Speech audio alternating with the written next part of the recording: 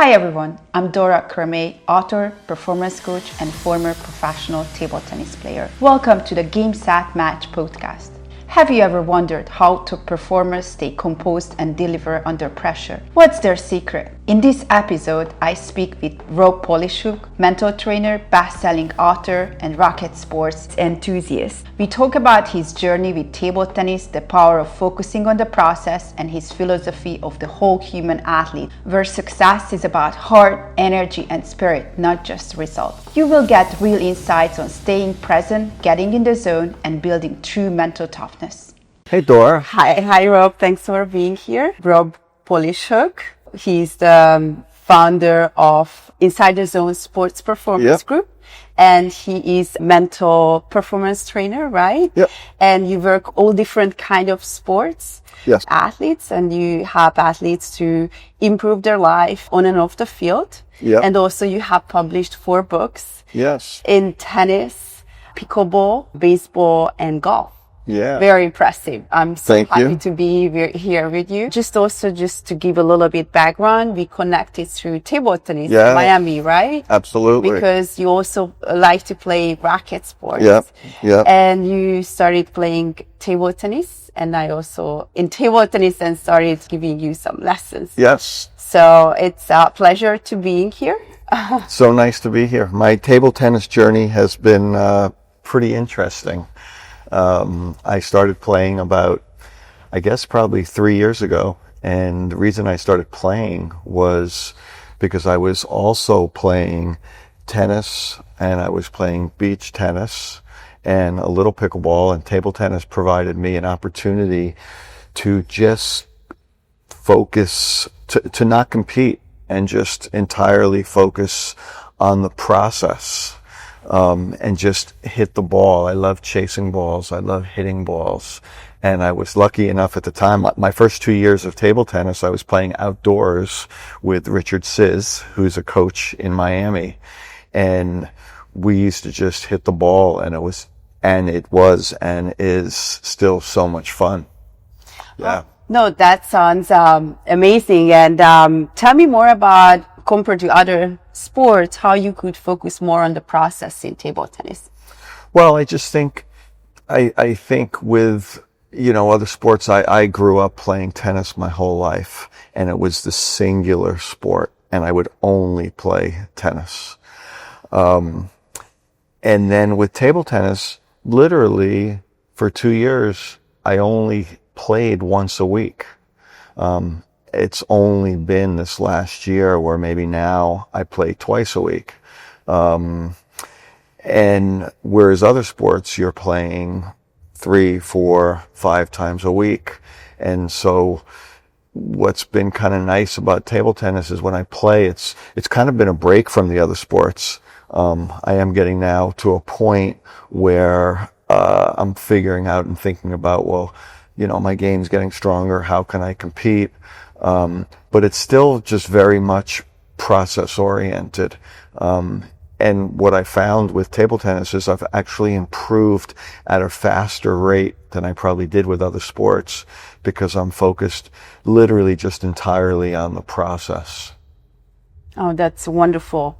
So, since you are a mental performance trainer, you know the power of the process, right? Yeah. Or the outcome.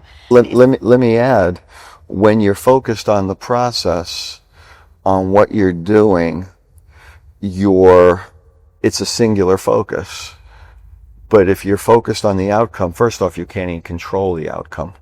So if you're focused on the outcome, it's almost like you have one eye focused on the outcome and the other eye focused on what you're doing.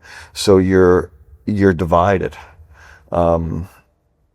So I think in all sports, the idea, certainly in practice, the idea is to, when you step onto the table, when you step onto the court, is to let go of the outcome, because the outcome really is a consequence of the process. And you can see great players like, Nadal, Federer, they will never ever talk about an outcome. Most professionals do not talk about outcomes. They talk about what they need to do in order to play well and allow the outcome to take care of itself as a consequence of the process. Yeah. And with table tennis, I've done that because I really, I haven't competed in any tournaments. I've played people at different levels. It's just been, it's pure. Well, it's always been pure fun. It's just hitting a ball. Yeah. That's wonderful. So always focus on the control and enjoy the process. Yeah. Well, I think if you don't, probably the biggest mistake that athletes make is they'll focus on what they can't control. And I think many athletes don't recognize what they can't control. Many athletes think they can control winning and losing, but there's nothing about winning and losing they can control. They can't control their opponent. They can't control whether they get injured. They can't control a bad call. They can't control an opponent's attitude. They can't control the wind. They can't control the sun. Obviously, in table tennis, that's not as prevalent. But as soon as you start focusing in on things you can't control, then you're lost. I mean, it's more about what I can control. I can control my attitude. I can control my shot selection. I can control if I come to the next point in a calm, centered place. Because when you think about winning, you all of a sudden get that feeling in your body and your nervous system ramps up. When you think about just playing your game and what you need to do, you have a singular focus, and it's much easier to do. And again, just allowing the consequence of the outcome to take care of itself. Doesn't mean if you lose, you won't be disappointed. Doesn't mean if you win, you won't be happy. Those things really ultimately are what you do. They're not even who you are. It's not a reflection on yourself. No, thank you for sharing this. And I'm also a believer to focus on the process and what you can control. It's always a great reminder. Do you think that sometimes people also think about other things because of the pressure? They feel the pressure. Yeah, of course. It's about the results. Yeah. What do you recommend for athletes or coaches, how to work with athletes without using pressure? What's the right the right philosophy for pressure? I mean, first off, I think it's normal to think about different things, but the thinking of it isn't a problem. The attachment to it becomes the problem, because when you attach to an outcome, if you attach to a result, you start getting tight. So the point being, when you're thinking about it, am I going to win? This is a really important match. To know that, and that almost being a cue to saying, okay, I can't control these things. What can I bring it back to? Well, let me bring it back to my breath. Let me bring it back to the contact of my serve. Almost taking it one step at a time. But many athletes, what happens is they start thinking, oh my God, who am I going to play? Oh, I'm playing this person, I'm playing that person. And it just starts spiraling. But it's almost normalizing our thoughts. Our thoughts very much are like our breath. They just happen. But that doesn't mean that we have to attach to our thoughts. I mean, I think of it more so our thoughts are like clouds that are passing by, and we're the actual sky. There's never been a storm or a sun shower that's hurt the sky. The sky stays as it is. So it's a matter of not attaching. It's a matter of noticing. It's a matter of stepping back. And then your second question of what can a coach do to facilitate not putting pressure on a student. So this is the $1 million question. And I think it comes down to what a student's big why is. And if a coach doesn't understand the big why a student is playing, then they're really not identifying with that individual. For instance, in my particular case, my big why wasn't to compete. My big why is to play and to have fun and to hit repeatable balls. and to be curious and to learn. And coincidentally, all of those things I do think help a player improve. Another player's big why might be they just want to be playing and having fun. And another person's big why might be all they want to do is compete and win. Well, the competing is fine, but the winning, I would probably change that. But if a coach doesn't understand that, a coach is going to push a player. You know, in my particular case, I mean, I play 5 other sports and I compete in 3 of them. There's simply no time to compete in table tennis. I will be competing in table tennis at some point, but there's simply no time. If a coach doesn't understand that with me, then it's like, well, why aren't you playing? Why aren't you playing this tournament?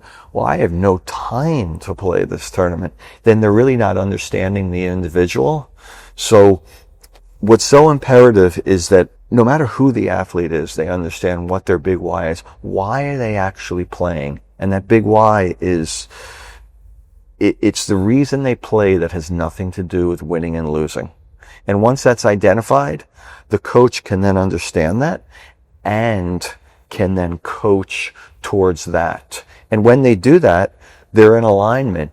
And that's when improvement will actually happen, as opposed to pushing them into a direction. You can gently, but you have to understand the big why. The big why is, it's everything. Sometimes a player's big why is they're playing for their parents. And obviously that's a terrible big why, because they can't control what their parents think at all. So they have to find an intrinsic reason that's important to them. And again, back to me, it's just the curiosity. Wow, what happens? What's the technique? How do you hit a repeatable ball? Because each one of these sports, for me, they all relate to other sports. Thank you for sharing. And what do you think, what helps for athletes to help them to find their big why? And did you experience that working with so many athletes, that sometimes the parents' motivation is different than their children or child motivation? I mean, I think as a mental training coach, I mean, I work with athletes one-on-one in all sports. My very, very first question to them is, why are you playing? Usually my first question to them is, when I start, is, tell me a little bit about table tennis. What's it like for you? What's the experience? How are you enjoying it? What aren't you enjoying? What are you enjoying? But then it's a simple question of slowing things down, taking a breath, and asking them, well, why do you play? And oftentimes they don't know. And if they don't know, then that's where the work begins. Because you're going to play well in table tennis, in tennis, you're going to play poorly, you're going to win, you're going to lose, you're going to hit great shots, and you're going to hit bad shots. All those things you can't necessarily control. In fact, you can't control. But if they know what my big why is to focus on the process of, let's say in table tennis, of looping. My big why is to to understand spin. Then I can walk off the table and I can say, well, I did that pretty well. I may not have won, but I did it well. And so the big why should never change. The winning and losing always changes, but you can't identify yourself with the winning and losing, again, because no matter what the sport, you are not the sport. You're playing the sport. No, absolutely. And what do you think about how it's changing in sports? I think everyone starts usually playing because they love playing, like as a kid, and it's fun, right? So that's the most important thing. Well, I'm not sure about that.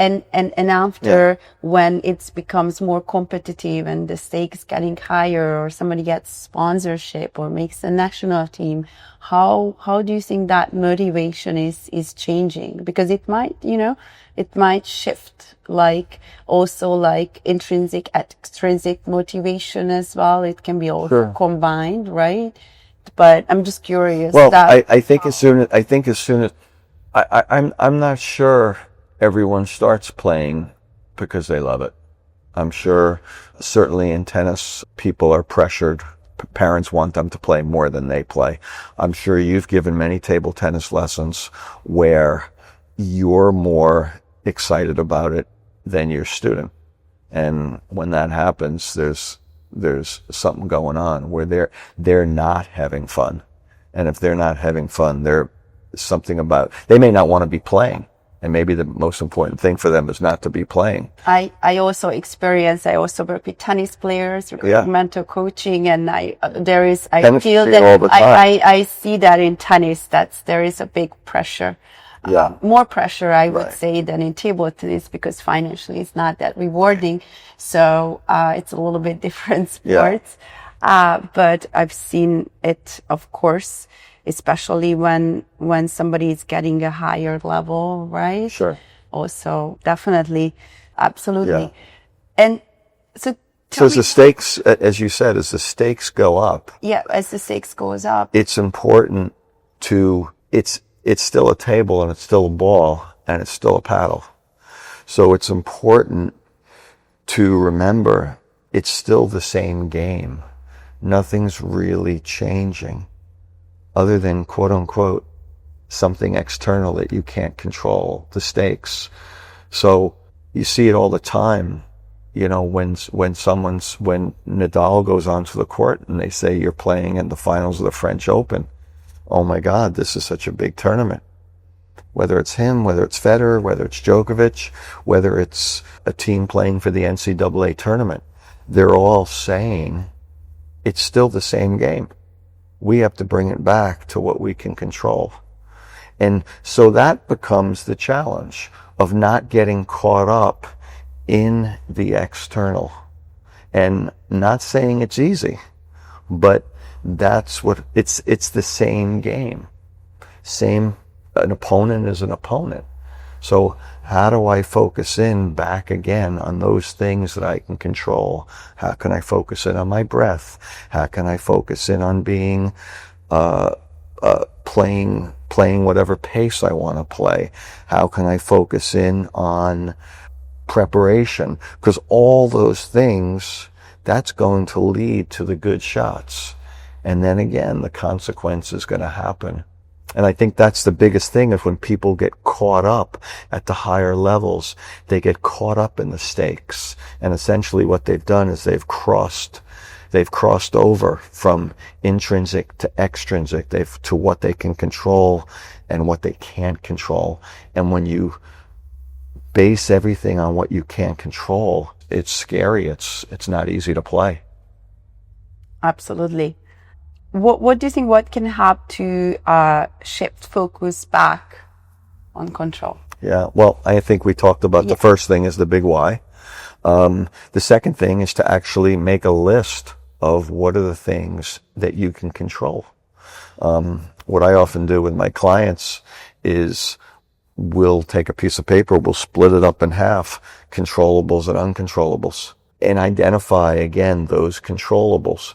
And really the work is your breath, your strategy, your effort, your attitude, your shot selection, and the list goes on.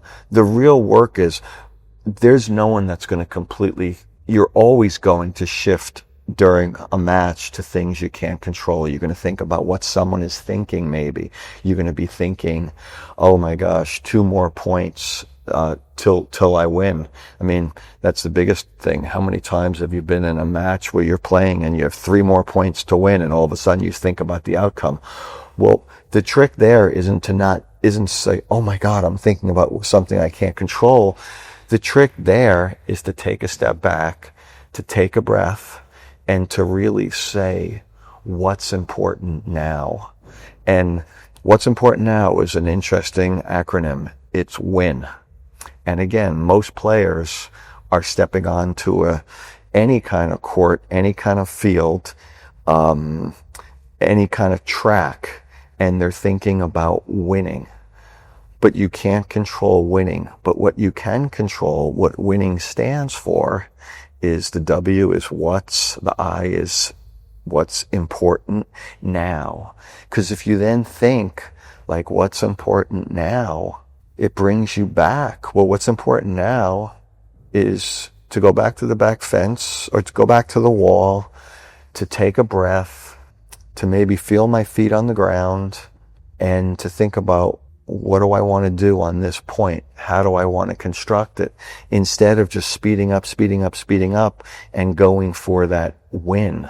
So win, it doesn't mean, we think it means, I gotta win. But really, it means what's important now, and that brings it back to the process of really what is important now in order to get the results, to give myself the best chance. I love this acronym. Yeah. What's important now, it's the way. Yes, I learned it from a mentor, Jerry Lynch, who's works with college teams, probably over 50 national championship teams, and also another mentor, Alan Goldberg. Yeah. Oh, nice. Wonderful. I don't know, you know Simon Sinek Why book? Sure. Oh, okay. Absolutely. Okay. Yeah. I start with Why. Yeah. Right? Yeah, he's done great work. It's one of my favorites as well. Yeah. Just going back to the why. Yeah. But so important. Without a big why, circle, a big right? why is like a rudder. That's how you start, and you can build on. And it can change. What and how, basically. Yeah, it can change, but it always has to stay internal. Okay, no, that's wonderful. So tell me more a little bit about your background. So you're coming from a tennis background, right? Yeah. And after you transition to mental performance training. Yeah. So tell me more about that. Well, so I grew up as a kid playing all sports. Basketball, baseball, football, soccer. Did that pretty much up to 8th grade. Pretty much with a real focus on team sports. And then I did have an incident where I was the goalie of my soccer team in 8th grade, and I let up a really important goal. And I said to myself, wow, I kind of said to myself, I let my teammates down. And I said, what would it be like to play individual sports? And that's kind of where I got into individual sports. One of my regrets was I didn't continue to play soccer. However, as it turns out, now that I'm playing like 6 racket sports, it's probably worked out okay. I started playing tennis pretty much in 8th grade, which is late. I started taking lessons, once a week at 7 in the morning, and I just loved it. I took lessons and I pretty much played tennis.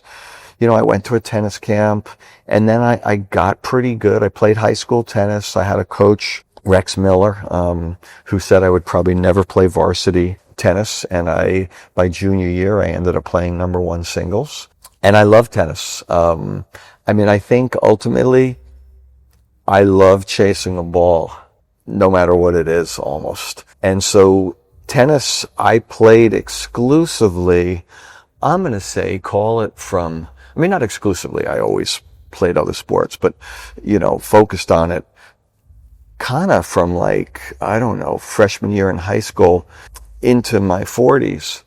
And then I got to a point, I was like, and I didn't play other sports because I wanted to focus in on tennis. But then I just got curious about other sports, and I started playing some. So then I started playing beach tennis. Then I started playing pickleball. Then I started playing table tennis. And what I realized is the other thing I love is the spirit of the swing. Just swing, paddle, and just the rhythm of it. I realized how other sports, and I guess this is a plug for cross training, how other sports can help in the main sport. We've talked about it, how when you're golfing, the golf drive is similar to the table tennis serve, how a forehand in tennis with the wrist lag can be similar to the table tennis serve. There's just so many similarities. So now I play 5 or 6 sports, and, just started playing padel, and I love it. And I improve. The funny thing is, I'm improving in each of the sports. You even see me with table tennis. I'm not playing that much, and each time I come, I'm improving and I'm learning. How long have you been playing table tennis? I guess probably 2.5 years. 2.5 years, and your level is around 1,500. Yeah, right? I think so. I think Which so. is a really good level compared how much you're training, right? Yeah. So I think you're very intentional, right? So I also have to give you credit. I never seen other players be that intentional off the table, because you have been practicing and doing drills, right? We are discussing these things. Yeah. So tell me more about that, how you can be that intentional and why it's important to be intentional. Because I just love the process. It's just fun. And because my big why, specifically table tennis, was and is to just play. And I know by being intentional, I will get stronger. Right now, my serve and my return are probably the weakest points of my table tennis game. But that's understandable because I'm practicing them the least. But it's easy to be intentional because I know what it leads to. And also part of my big why is the collaboration of whether it's with the person I'm drilling with, whether it's the person I'm competing with, or whether it's the coach that I'm working with. And so I've kind of seen the result. It's kind of easy for me. I would prefer to probably, in all my sports, to probably drill 3 times and play 1 time as a recipe. Maybe 50-50 sometimes. In pickleball, it's probably 3-1. Table tennis, probably 4-1. Because it all comes back to a rhythm. And the way you get a rhythm is by practicing shots. Now, obviously, in matches, there's the things you can't control. And then it becomes adjusting to that. But part of something that you can control is how do you adjust to what you can't control. So if you recognize that, that becomes a challenge. So yeah, I look at things, one thing, part of win, I call it the 3 C's. One of the C's that I like the best is looking at things as a challenge versus a threat. So, let's say you're ahead and it's a threat. Oh my God, if I don't win, this is going to look terrible. But it's also a challenge to close it out, or it's a challenge to stay focused. So I don't know, for me, it's just kind of easy, and it just provides sort of a break. And paradoxically, I know it's the right way. No, that's wonderful to be intentional. What do you recommend how to be intentional with the mental game? Well, again, coming back to your big why. So it's not rocket science. Coming back to your big why are you playing? Figuring out what can you control and what can't you control. Understanding that sport isn't who you are, it's what you do. So I call it the whole human athlete. And oftentimes you see an athlete come to a court or a table or a track, and all they're bringing is their athletic skills. But there's so much more to the athlete, and that is their heart, their energy, and their spirit. And when you can leverage the whole athlete, that's when you have something unique. If an athlete is only leveraging their skill and a technique, well, when things get tough, there's no mental game. So, in terms of the mental game, it's recognizing that it's way more than skill. It's way more than technique. It's who you are. And it's heart, energy, spirit and bringing that to the table, bringing that curiosity to the table. You know, what are the values that you stand for, and how do you bring that to the table? If you're only bringing winning and losing, well, you're bringing a shell of who you are. You have to bring the whole person, again, the whole human athlete. And you have to leverage that. And again, back to coaches have to understand, they don't have to, but if coaches understand,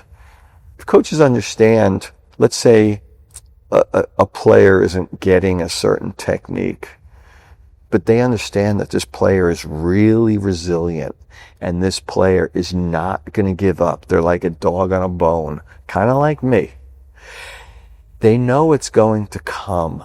And so it's more about how can I help facilitate the process? Because, you know, I think a coach, the main thing for a coach is to motivate and to inspire a player, obviously to teach technique, but ultimately the technique comes from feeling something, from experiencing something. A coach can talk about it, but the player has to experience it. It's that aha moment. Wonderful. How do you help athletes to bring out their spirit and heart and be more just than an athlete? Yeah. So now we're going back to the mental training side of things. It's easy. I ask them about themselves. I ask them, you know, what do they like to do when they're not playing their sport? What are they curious about? What makes them smile? What don't they like? What are their favorite this? You know, what's a time you had a breakthrough? What did it take? I basically ask them about things that are personal so we can help them understand themselves and help them understand that they didn't hit a breakthrough because all of a sudden they got a technique. They hit a breakthrough because they were patient and resilient enough, and then the technique came. So it's really, in a way, and it's helping the athlete bring who they are. I mean, the athletes that we love the most are the athletes that we connect to their personality versus the athletes that are just robots.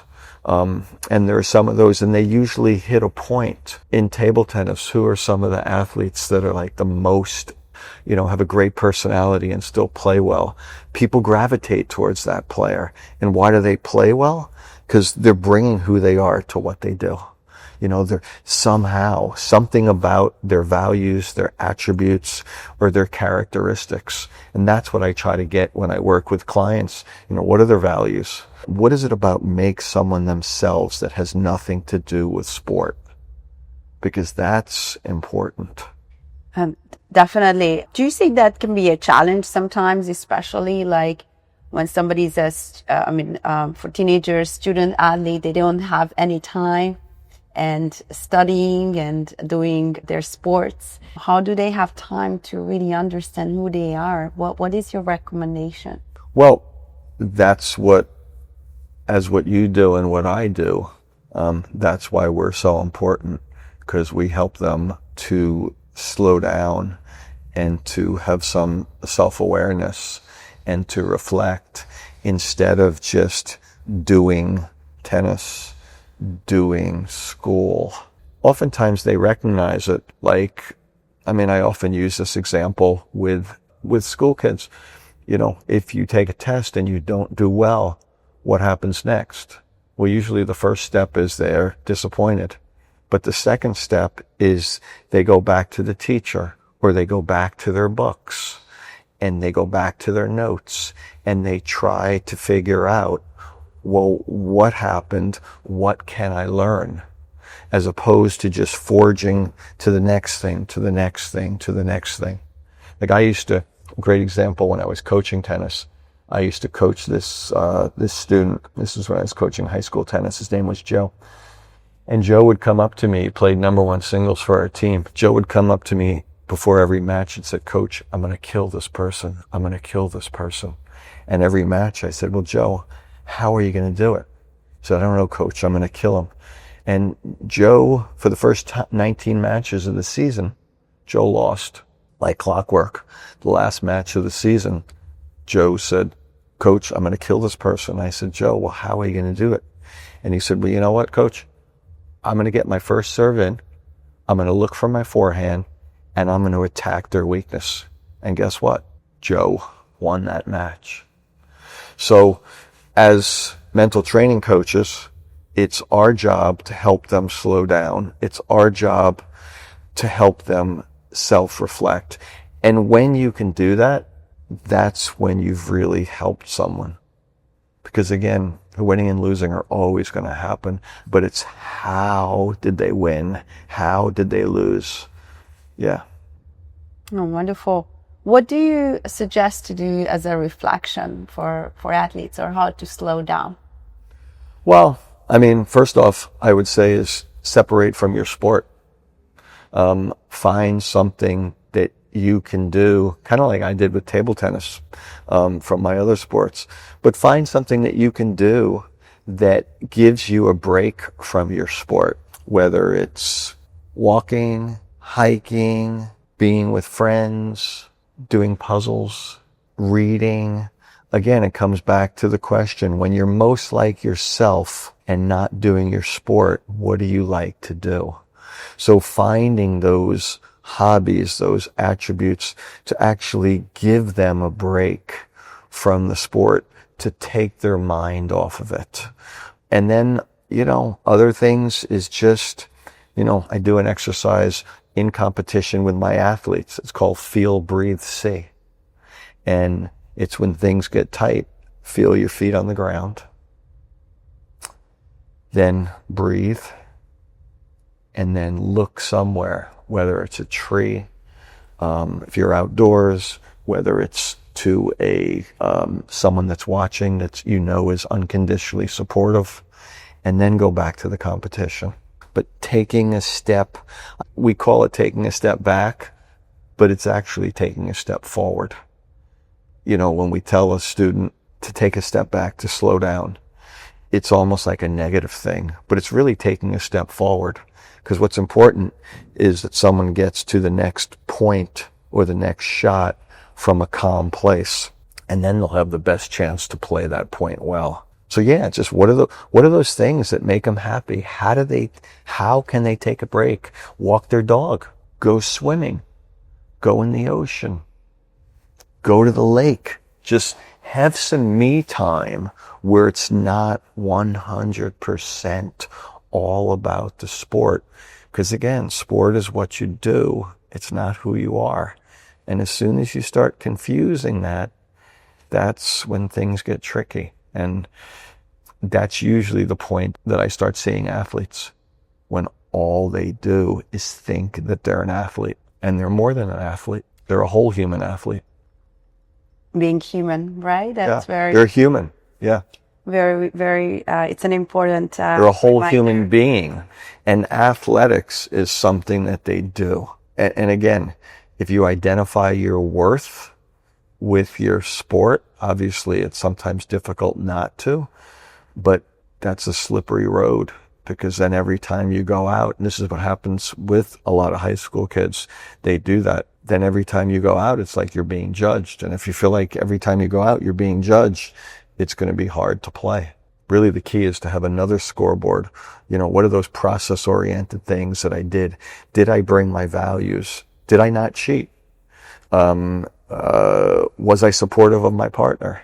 Did I bring those things to the competition? And when you do that, again, paradoxically, it will add up more times than not to a good result. What do you think that this whole process, how it can apply to life in general? So how mental skills can be applied to life in general? Well, I think life is a game.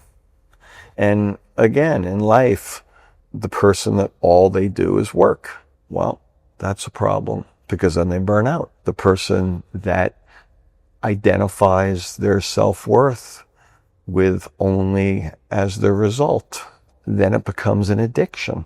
I need to work, work, work.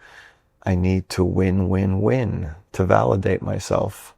So it's not necessarily, are they mental skills? I mean, they're mental practices. Mental practices. I mean, yes, philosophy or... Right, they're mental practices, incorporating spirituality into your life.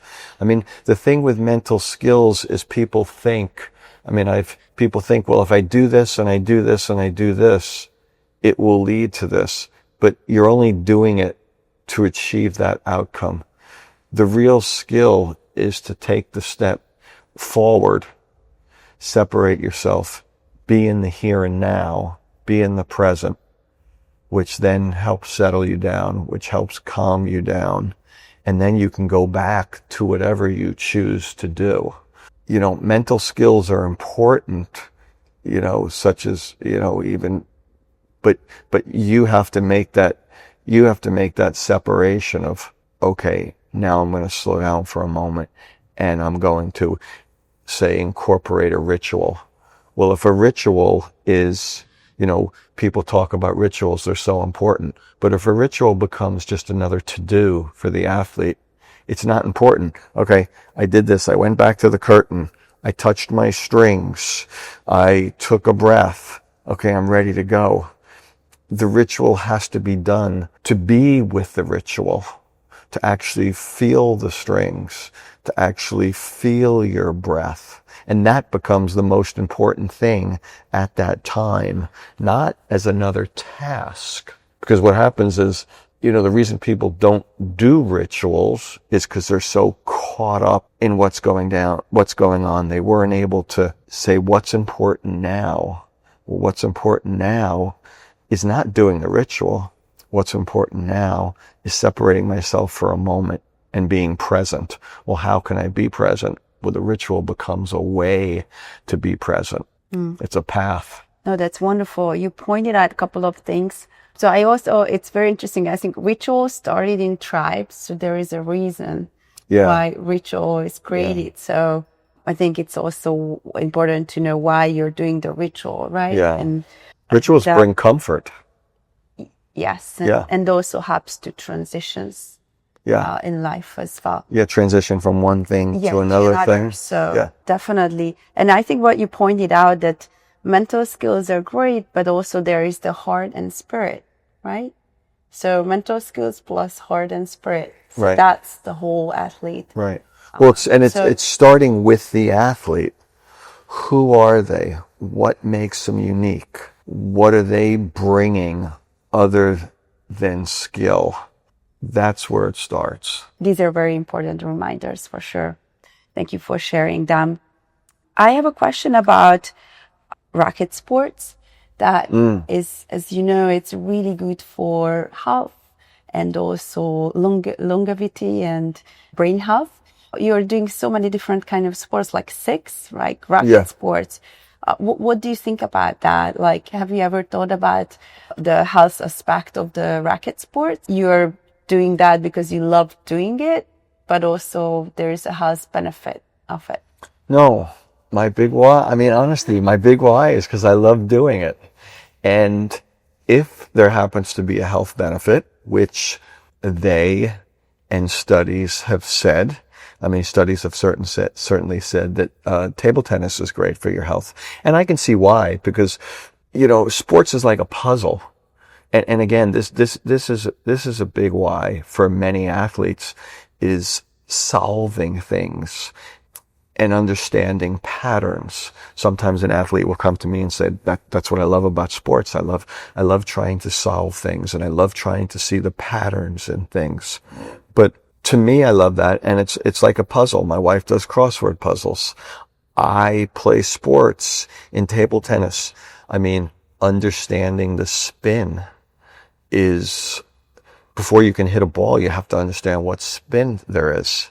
And then based on that spin, that then informs what the technique of your shot is going to be. So and then you have to line your paddle up in the proper way. So to me, that's the fun of it. It literally is the fun of it. The fact that it's a health benefit, I'm thrilled. You know, there's a health benefit to running, but I don't run. I mean, I have run. I've done 7 half marathons, and 10Ks, but I don't love it. I love the ball. There's nothing better than seeing a basketball just softly rotate, seeing a tennis ball with top spin, seeing a table tennis serve with spin versus no spin. I don't know, no spin has its place. So I think it's great, but I don't do it. I guess I don't do it for the health benefits. I do it because I love it. I love the camaraderie. I love the collaboration. And the health benefit is the health benefit is a consequence, because I could get hit by a car. So why am I worrying about a health benefit? I mean, I sort of can't control the health benefit in a way.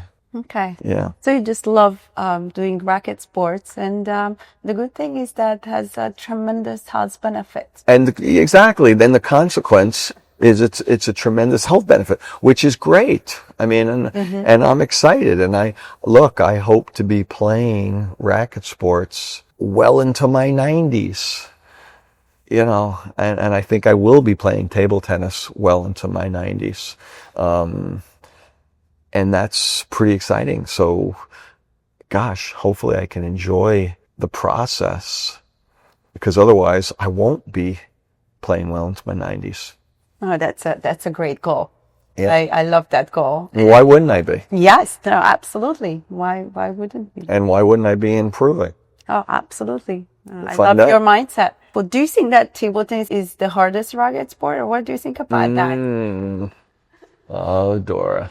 I actually do think table tennis is the hardest racket/paddle sport. The spin and the precision. Your elbow can be 1/8 of an inch off in one direction. Less is more. In tennis, is a big court. You can get away with a lot of things because the court is so big. In table tennis, the table is really small, so stillness and motion set up. It's the angle of the paddle. If it's a little off, you can't get away with it. So I actually think it's the hardest. Now, I will say it's not the most physical. It is physical. There's no doubt about it. I mean, we're talking about table tennis. And I think the distinction is ping pong is kind of what you play, ping pong, beer pong, you play in high school, and the tennis player plays that. But table tennis is incorporating spin. And just Google table tennis Olympics, and you'll quickly see the difference. I think it's incredibly challenging. Yeah. I love that you're saying that, because you have been playing many different racket sports. So it's good that you are aware of what's the most challenging. Yeah. And I mean, it just requires such stillness, and it requires just little things.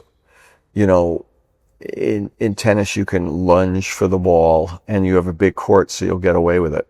In table tennis, where you can lunge for the ball, but it's just not going to work because the table is so small. You have to wait for the ball. There's a perfect contact point. But interestingly, at high-level tennis, there's a perfect contact point. The similarities are great. I mean, core, hip rotation. I mean, hip rotation in golf is so similar to hip rotation of table tennis. And the more you understand it, I think as kids, physical trainers, we should grow up with a medicine ball and just using our core and throwing it, as opposed to rushing and hitting with our arm. In table tennis, we say, I don't know, what do we say? If, the arm follows the body. And the same thing goes with golf. The same thing goes with tennis. Table tennis, you can be tight and still get away with it. Table tennis, you really can't. Certainly not at a high level. You have to be so loose, and you may think you're loose, but you're not loose. You have to be so loose you can just cut through the ball. And that's fascinating, to get the body moving in the right direction, to keep, obviously you have to understand what you're doing, but you have to just let the body, you have to trust the body. You have to trust your instincts, pretty much in all sports. But in table tennis, there's no wiggle room. Absolutely no wiggle room. In other sports, I think there's wiggle room. So that's the perspective. I think it's the hardest. Again, back to physical. It still can, it can be extremely physical, but at the end of the day, you are indoors. It is air conditioned. And it's not a 3-hour match, right? Like in tennis. Or a 3-hour match, a 5-hour match. There can be a lot in a day, yes, absolutely. Mm-hmm. It's very quick. You have to be able to read the speed. Yeah, it is quick. Know the strategy. So, no, that's wonderful. What is your advice to your younger self or for youth out there based on your experience, life experience? What advice would you give them, or what advice would give yourself as if you could go back? I would say kind of not to take things so seriously. I kind of wish once I started playing tennis, I actually did play some other sports. I wasn't singularly focused on tennis. So I would say, cross-train and do other things, bring other hobbies and other interests into the equation. It will pay off. It will pay off in the results, because those things, if you love to be creative, you see different athletes that are more creative. They're bringing who they are to what they do. The athletes who are really resilient, they're bringing who they are to what they do. That's ultimately what you want to do, because that never changes. Yeah. So kind of to let go a little more. I love that. What do you think about time management? Because I think many people think that when you're good at something, it's hard to manage time. So what is your advice for parents, athletes that they're very tight on a schedule, how they can help in that process? Well, I think time management is important, but within the time management, I would say intention management is more important. And I think making time for not just the sport, not just the study, building time in for things that allow the athlete to decompress. And that doesn't mean it has to be every day. It can be once a week. It can be more than that. But just to know that there's a light at the end of the tunnel, to know that, this athlete, because they're dedicated to their sport, they're going to kind of have less time to hang out with their friends or to have another hobby, but to allow time for that and not to see it as something that happens as only after athletics. That's also who they are.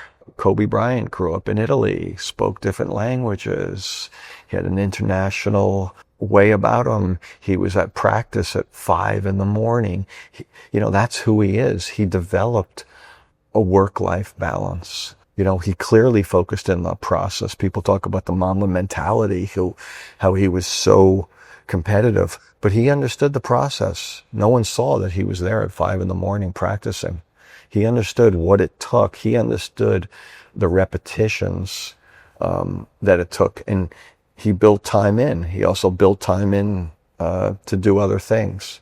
So I think it's a balance, and it doesn't mean it's always going to be 50-50, like a balance beam. It could be this way. It could be this way, but there's still a balance, and it's an ongoing. There isn't perfection to it. It's, one thing I talk about is don't try to be perfect, because you can never try to be perfect, but you can try to perfect your process, perfect your journey, and know it's an ongoing process. It's an ongoing project. My last question would be that what is one word or phrase you would use for athletes for mental toughness? Well, I'd like to think of a word that gets confused that people often bring to the court, but I like to kind of change it a little with an acronym and spell it a little different. Oftentimes people bring their ego to the court or the table or the field or the track because they're completely self-identifying with their sport. It is who they are, not what they're doing. And what I'd like to suggest that they bring to the court is their ego, but spelled a little differently. And that's EGOH. And let me explain what that acronym stands for. Kind of like WIN stands for what's important now. Ego, if you bring your ego to the court or table, the E stands for equanimity. And equanimity, it's a great word. It's about balance. It's about working with highs and lows, both mentally and physically. How you deal with adversity, how you manage challenges in a balanced, stable way. G stands for the gratitude, and gratitude is being gracious to your opponent, to your coach. I mean, if you think about it, your opponent is really your partner, and they're there to help you get better, not to do anything else. Oftentimes in a tennis match, in the beginning of the match, I'll shake my opponent's hands and say, thank you for being my partner. I mean, I've done that before in tournaments in my 40s. The O stands for originality. Bring who you are to what you do. Bring those special traits, because that's what's going to help you deal with, again, adversity and challenges and difficult points. And the H stands for humility. And again, being humble, recognizing everyone's on their own journey. So when you bring your ego, I would venture to say those 4 attributes would help you compete better and would ultimately help you get a better result. No, that's wonderful. I love that. Thank you so much, Rob. It was a pleasure to have you here, and thank you for sharing your tremendous insight. I think everyone will appreciate that. And if you would like to check out Rob's books, they are available on Amazon.com. Beautiful. So, thank you, Rob. And thanks, Dora. Continue doing what you're doing. You're doing a great job, Thank you. both as a training coach and as a table tennis coach. Thank you so much. I hope you got a lot of value from this episode. Thank you for listening. I have included a link in the description below where you can get a free copy of my high performance ebooks to help you to take your performance to the next level. Until next time, take care.